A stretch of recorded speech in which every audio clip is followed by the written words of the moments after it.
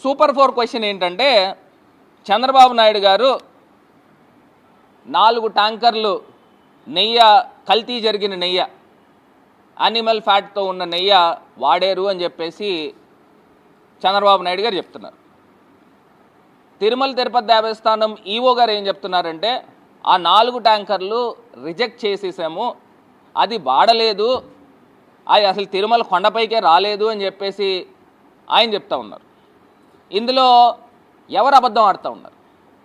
చంద్రబాబు నాయుడు గారు అబద్ధం ఆడారా? టీటీడీ ఈవో గారు అబద్ధం ఆడారా? అసలు ఎందుకు అబద్ధాలు ఆడాల్సిన వస్తుంది? ఇప్పుడు ఇద్దరు ఒక మాట మీద మాట్లాడాలి కదా. ఒకవేళ వాడారా లేకపోతే వాడలేదా? ఎందుకు ఈ కాంట్రడిక్షన్? ఎవరిని మీరు తప్పుదావ పట్టిస్తూ ఉన్నారు? Is this not politically driven? Is this not politically foul play?